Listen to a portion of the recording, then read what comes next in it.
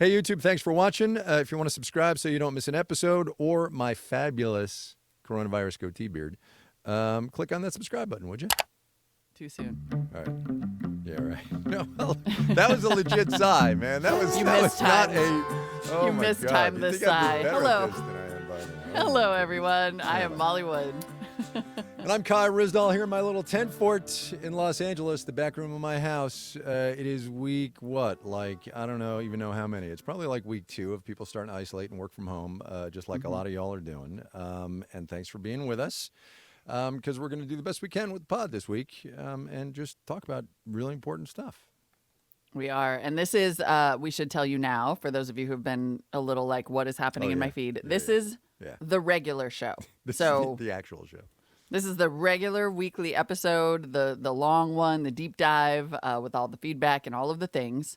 And in case you had not noticed, we are also doing a weekday shortened version of the Make Me Smart podcast, just trying to make sense of each day at a time. So keep sending questions, keep, telling us what's happening with you.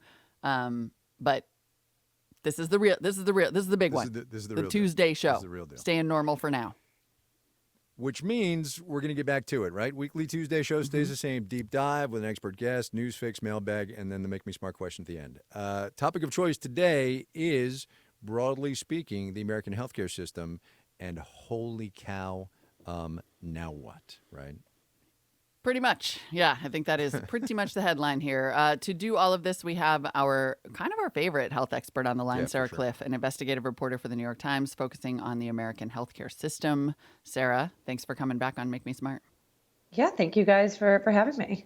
I mean, I don't even know where to start. I think what we have been saying is that basically like testing and personal protective equipment are the two big stories.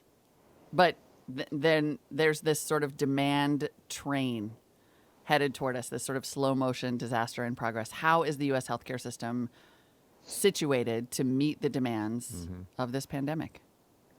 So I think the kind of short and scary answer is not especially well. And I think when you think of the American healthcare system, one of the real disadvantages it has compared to other countries is that it's very fragmented and disorganized. We've talked about this before, but it's not one system. It's a ton of hospitals operating on their own, insurance companies and doctors. Unlike, if you looked at like a European system, there's much more of a national government role for planning. So I feel like what we're seeing now is that doctors across the country are kind of bracing for a wave of patients they're expecting to get. In Seattle, the wave is there. In New York, the wave is getting closer. And then in other cities, it feels a little more distant, but doctors think it's going to happen. And there are just all these struggles with getting the right supplies, getting the tests, getting the ventilators. It feels like a moment when the doctors, I've been talking to a lot of emergency room doctors lately, and they feel like they're bracing for this storm, and they know that it's going to be very, very difficult to weather when it gets here. They're bracing for a storm, or to use the president's language, this is a war, right, in which they are woefully under-equipped. If the president, and look, I don't want to get into the politics of this, although we kind of have to a little bit, but if the president did what he has said he has done, which is activate the Defense Production Act and really turn the manufacturing base of this country to personal protective equipment and ventilators and all of the stuff that these people say they need, how much would that help the problem, I guess? Because the problem is going to be huge in any case. Yeah, so it's a little hard to know, given that we've never tried to do anything like this. There isn't really good precedent to look back at. That being said, I've been talking to people about this exact issue. Can you take car manufacturing lines and other industrial factories and turn them over to personal protective equipment and ventilators? The answer seems to be closer to yes when you think about things like surgical masks, which are relatively easy to manufacture. The answer might not be quite as close to yes when you think of something like a ventilator, which is a complex machine. I just learned from one of the large ventilator manufacturers. I was talking to the head of their North American business the other day. Their machine has 1,750 parts in it. So that is a big thing to make. It's specialized. They have workers in those factories who have been trained to build these machines. And it's not like you can just drop these ventilators off at a hospital. You need someone to install them, someone to train the staff. So I think for the simpler things, the protective equipment that we're really hearing workers clamor for, that kind of stuff can be made a little bit easier. But when the ventilators, which are going to become another bottleneck, we've already seen that in Italy, those there's more questions. And I think for all of this, one of the things you can run into are supply chain issues where, one of the really simple devices we've seen come into shortage is the nasal swab that is used in the test. It turns out the main company that manufactures these nasal swabs is based in northern Italy. So that has created. Oh, man. I didn't And know so that. it just shows how interconnected all of this is. And even something as simple as a nasal swab, that can be difficult to manufacture when you're in a global pandemic situation. Wow. How big a deal would activating that Defense Production Act be in terms of sort of the easing, like, I guess, some of the business concerns? I mean, hospitals have increasingly, and apparently grocery stores too, I learned recently, they've been operating on this just-in-time kind of maximum efficiency model of only keeping on hand what they think they need in that exact moment. And now you hear some companies saying, well, we don't want to make too many ventilators because then we'd be stuck with them. How do we would the Defense Production Act activation overcome some of those economic hurdles? I think it would certainly help. And I mean, one of the things you're seeing right now is I've been talking to a lot of ventilator manufacturers. That's kind of what I've been reporting on the past week. And they just can't keep up with demand. So I don't think they're quite as worried. I think you're right, Molly, that before the pandemic, ventilators were something you didn't really stockpile. These devices cost $25,000 to $40,000. So it's not like a hospital can afford to just keep a bunch of them in a back room and not use them. Now it seems like the demand is certainly there, but I think there is some concern about whether, and I think there isn't as much concern about whether the demand will stay there. Unfortunately, it seems like the situation is getting worse, both in our country and in a lot of other countries. So there does seem to be a demand to purchase these units. The question is, how quickly can you flip over the manufacturing lines? Can you train the staff? Another thing that ventilator manufacturers are running into is they're being asked to bring a lot of people into these factories right at a moment when we're all trying to socially distance. Right. So that creates its own kind of hurdles. You need protective equipment for your factory workers. You need, one ventilator manufacturer out in Seattle is doing temperature checks on every worker who comes into the factory. The last thing you'd want is an outbreak of coronavirus among ventilator manufacturing workers. So it's not, so I think the demand side, that's kind of being answered naturally, but the supplying side still faces a lot of hurdles. Can we back out for a second to the wait for this pun. You ready? The pre-existing conditions of the American healthcare system before this whole thing started, right? Come on, even in a crisis, I still got it. It is both great and terrible. I will allow that. But the number of uninsured in this healthcare economy is huge. You've been doing some reporting on the Affordable Care Act, the Obamacare, which turned 10 like this week or something. How much is that exacerbating the situation because of the uncertainty about who's going to pay for tests, who's going to pay for care? And I get that a lot of this is in flux with the bill that's floating around on Capitol Hill today, too. Right. But some context, I think, matters. Yeah, so I think it's certainly, again, this is something that's pretty different about our healthcare system than the European ones that are also battling coronavirus outbreaks, is that Americans have kind of become accustomed to worrying about big medical bills. I've talked to folks who just don't like to go to the emergency room because they've had a big medical bill in their past. And so even if you have legislation that says, okay, we're going to cover the costs, there's kind of this way of thinking that's been ingrained in our system that you don't go unless you're really sick. I've interviewed some folks who had really big bills for flu and asked them, would you go if you had those kind of symptoms? And some of them said, no, I would try and weather it at home. And again, this is exactly how this virus is going to spread. If you have a lot of people not seeking treatment, still seeing friends and family while they are, staying home and not seeking treatment for coronavirus. But I think the Affordable Care Act, the coronavirus pandemic is really going to test the Affordable Care Act in some really interesting ways. It seems like you guys are the economic experts more than I am, but it seems like we are headed into a recession. And this will be the Affordable Care Act's first recession, the first time we've had Medicaid expansion, the first time we've had expanded access to individual market insurance. So in a way, the Affordable Care Act certainly leaves some holes with those 20 million uninsured. but it's really providing a safety net that we haven't had in any previous recession. And we're going to see how that plays out in the next few months and years. Let's dig into that a little bit more. I think I Yeah. did see that some states are going to expand the sign-up window. Is that right? Yeah. For the Yes, Affordable we Care have Act? 11 states are now saying people can sign. They've reopened open enrollment. Usually it's just open in the fall, but right now they feel like it's important enough to open it up if people are uninsured, worried about possible medical bills. So we've been seeing that happen in a few states. The Wall Street Journal reported over the weekend that the federal government is considering opening the enrollment window on healthcare.gov, which serves a large number of states. That would give people the opportunity to enroll. But I think the thing that's actually going to matter even more is Medicaid expansion. You have a lot of people being laid off, a lot of people losing jobs right now. And with no income, they become eligible for Medicaid expansion in the states that have participated in that program. So one of the things I'm really interested to watch is how that plays out and what disparities you see between states. Florida and Texas, huge populations, they don't have Medicaid expansion. So it's a very, very different situation health insurance wise to get laid off in Florida than to get laid off in New York, where you can go sign up for public health insurance. That raises sort of the other question about insurance, which is that, there are plenty of people who are flat out uninsured, some who are enrolled in the ACA. And then, of course, the many, many, many millions who get their health insurance through work. So even sort of like with Medicaid expansion in some states, is it going to be enough if we have massive job loss?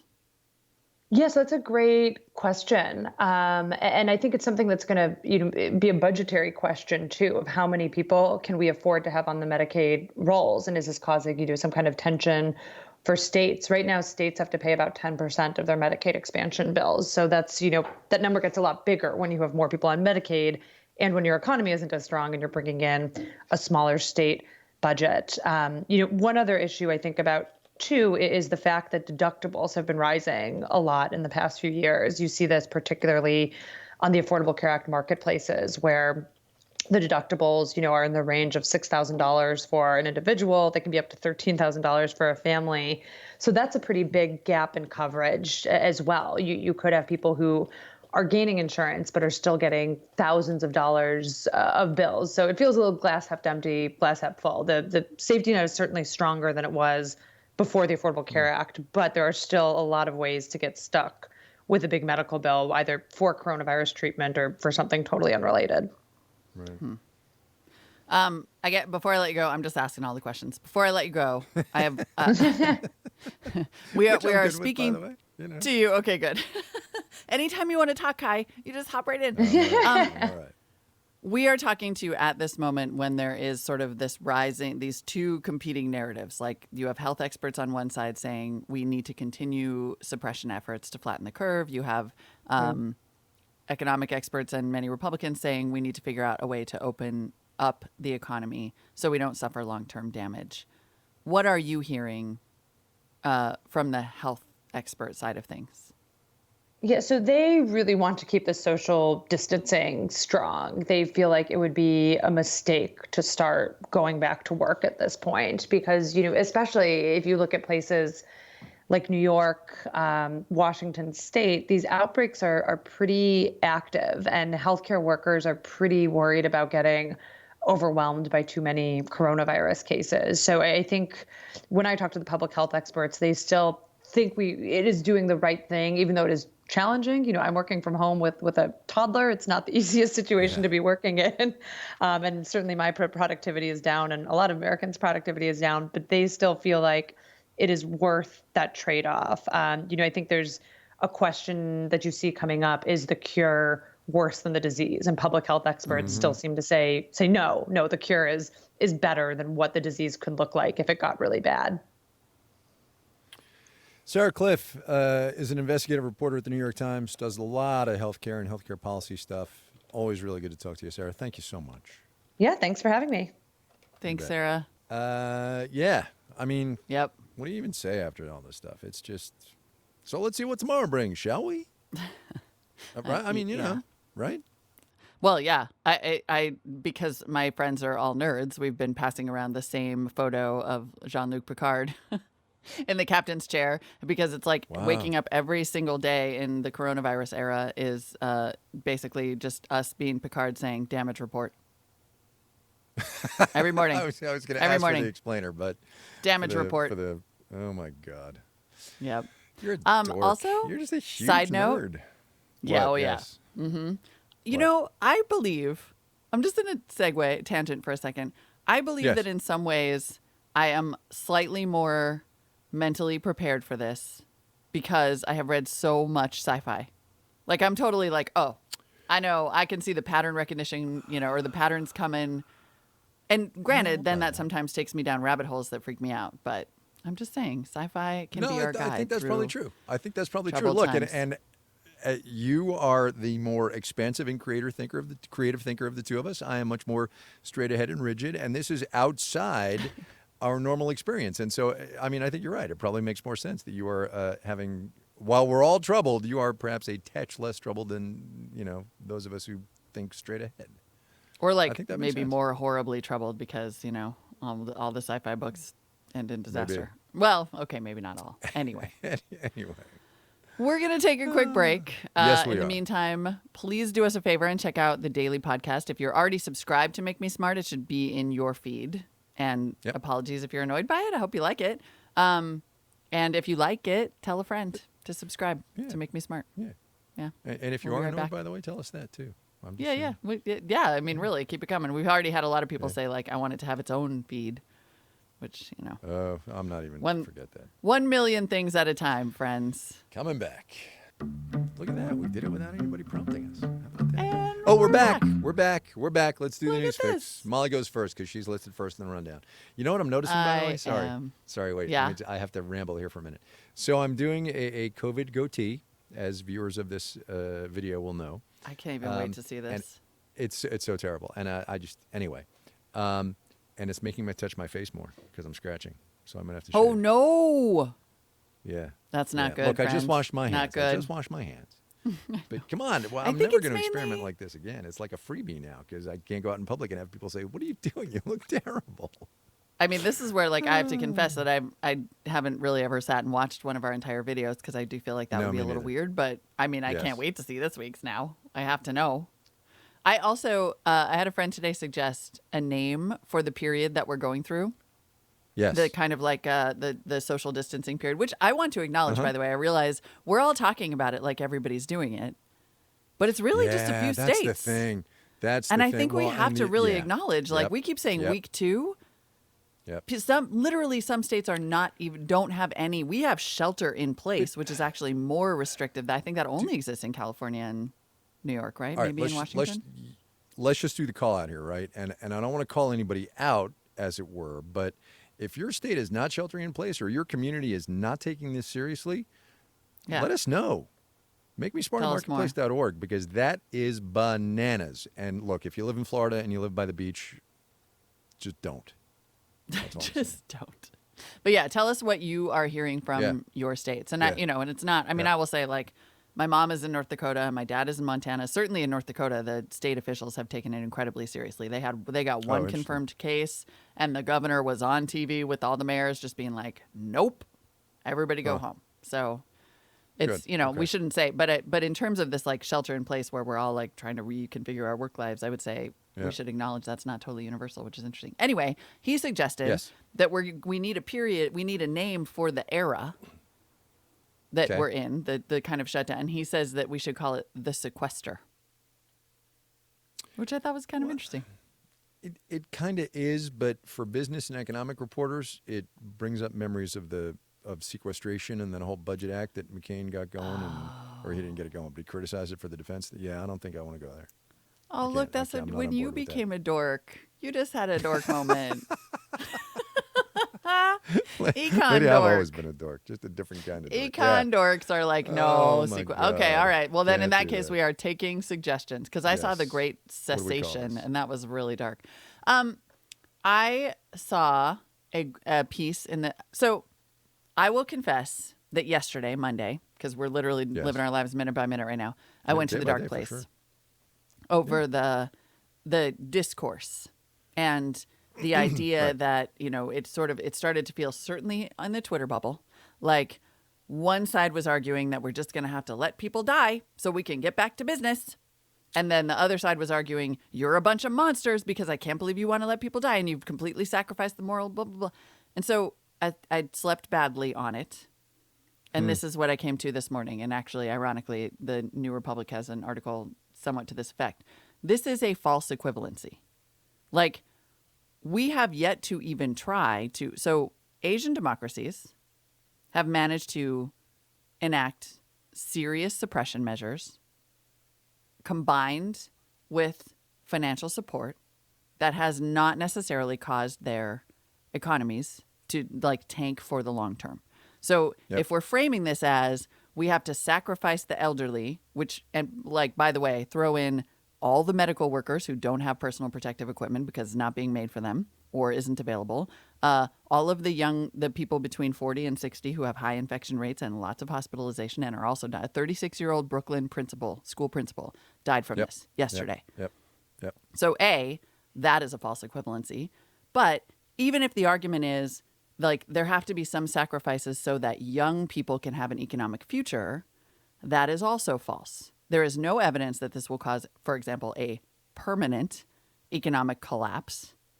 And also, this country, as we've seen from the fact that the Fed just created $1.5 trillion to backstop banks in the form of credit, we have the money.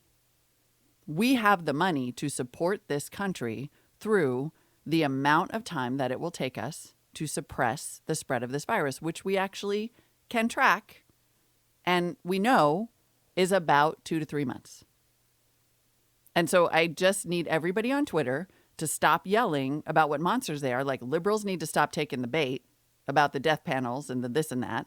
And then conservatives need to stop arguing that somehow we're like, we have to sacrifice the old to save the young.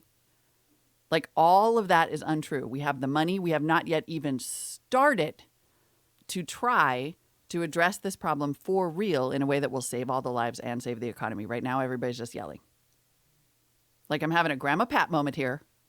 This is my, like, tough German grandmother who never sat down, never stopped drinking black coffee, and never stopped working. Like, everybody, make yourself useful or get out of the way.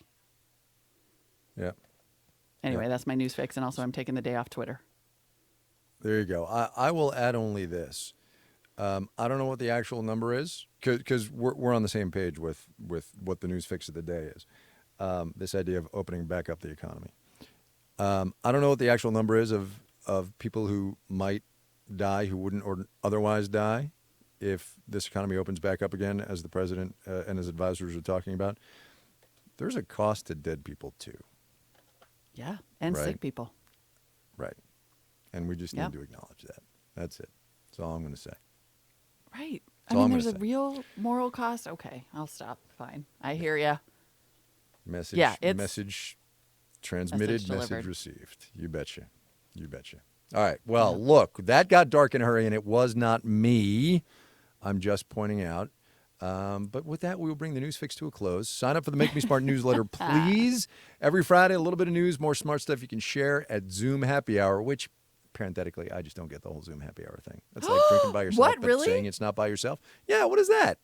Oh, we're having one. Do we need to get into the whole social thing differences between you and me? I don't think we do. We're having a Zoom happy hour tonight Boy, after people are the learning a daily lot instead of about the me on daily this. pod. No, we can't. I got You're things to do, hilarious. man. And also, It's so drinking on a fun. school night. How do you get up at 4 o'clock in the morning if you're drinking on school night? Anyway, Make Me Smart at marketplace.org is where you send your voice memos or your emails if you want to get in touch with us. Marketplace.org/newsletters is where you go to subscribe. You Okay, don't have to mailbag. drink, right? Like, you can just have a LaCroix. You can have a mocktail. Last night I had a Is that the Mexicoke. mailbox thing I hear? Yes, it is the mailbox thing I hear. Hi, Kai and Molly. This is Brent in Detroit. This is Rebecca from Baltimore. It was great to hear comments on my Saved by question the about sting. GDPR. I wanted to put in my vote. I want to discuss a slightly different, but So maybe related Jeff wrote thing. to us, actually sent us a voice memo. We're not using his last name because he works in purchasing, as it happens, at a big grocery store chain, and he is not authorized to speak for the company. Does want to let us know that when it comes to groceries and the shortages we have all been seeing, everybody just relax for a second. Here's Jeff.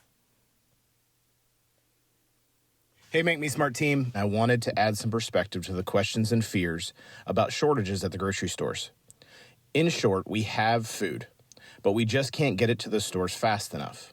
More than anything else, the panic buying is taxing our distribution network of trucks, trailers, drivers, selectors at the warehouse, and because of that shortage, we're limiting the amount of product each store can order, which means it'll just take longer to get each store filled back up again. Another point to illustrate that we have food is we're getting calls from the largest restaurant distributors asking if they can deliver product to us since restaurants are no longer ordering. We're in discussions with them on how to make that happen. Prior to this crisis, more than 50% of dollars spent on food was spent at restaurants. This has completely upended the way that consumers eat, and it will take time for the grocery industry to adapt. Yeah. Well, there you go. I think this people has been are- your thing for a couple of days now, right? Sorry. It has This been has my been thing. your- And, yeah, it's, yeah. listen, it's stressing people out. Like, it's stressing people out to go to stores and see things not on shelves and try to figure out where to get stuff. And it's, it's a time to get creative. It is really interesting because it goes back to that sort of just in time efficiency thing. The Wall Street Journal had a great story about how in the interest of maximizing efficiency and therefore margins and profits, like stores used to keep months worth of food on hand and now haven't. But I got to say, you guys, there are a lot of creative solutions to this. Like, I signed up for a CSA box because the agriculture, Wait, like what's the people who CSA? it's a community service agriculture, I think. Oh, okay. And Sorry. it's like basically veggie subscription. And so a Oh, lot of right. the Okay. All right, farmers yeah. that would otherwise be at farmers markets these boxes have always existed, but you just now they're like, please sign up for my box delivery so that my veggies don't go bad. So you can get fresh vegetables and sometimes fruit delivered at home. Restaurants are selling at wholesale prices. We just got a fish delivery that I split with another family. Like there is food, but I think like the fact that it's adding to the panic and it's causing people to buy more because they're going in and they're having this like scarcity response. And so that's exactly just don't right. go to the That's don't exactly go right. to the store. Eat the frozen stuff in your fridge. I know you have it. Eat the frozen stuff. And then when you go to the store, don't buy 14 of something. Buy a little bit beyond what you need and then stockpile. That's, right? Do that over time. Just buy like that's the way to do one it. day extra. Right. Yeah, it's going to be okay, everyone. All right, our next one comes from listener Karen LeVay. Heads up, it's adorable. I love people and their ingenuity. It is really amazing. She says, I want to suggest a possible angle to the benefits of online communities. I retired about 18 months ago and since then moved to another state, so my social network has to be rebuilt. I also resumed a hobby of quilting, joining the 7 to 10 million quilters in the U.S. The quilting community, both locally through the Quilting Guild and online through a variety of Facebook and Instagram groups, has just been so helpful for me. She says, currently many quilting instructors are running quilt-alongs. These are a regular part of the quilting world, but now there are special ones in this time of social distancing. And many people in the quilting community are part of the at-risk generation. This ability to have some type of interaction is really good for us. Most of us have the materials needed to continue to produce warm, cozy products or modern art projects and to share our progress with one another online. Thought this might be an interesting take on how social networking is helping. Aww. Yeah, so I think that's good. And look, I know I said I wasn't down for Zoom happy hours, and I get that. But I will tell you that on whatever it was, Tuesday-ish so Tuesday last week, we did our first Marketplace production, the afternoon show, the Marketplace production staff meeting on Zoom after not having seen everybody for 4 or 5 days. It was nice to see faces. It was nice. It was a little soothing, which was great. It is. Because these are not soothing times. I would really like to see, actually. So my son's grandmother has been giving him Spanish lessons over Zoom in the afternoon. Oh, wow. And because they used to hang out every Wednesday, like it's a way for them to keep in touch. But honestly, I think that platform could exist because a lot of seniors are very isolated right now, like upsettingly sure. so. Yep. And a lot of kids are at home in need of company and also education. And a lot of people, I'm just like, dear Silicon Valley nerds, like, build this platform so that seniors can educate kids. Like, let's make that happen. It benefits everybody.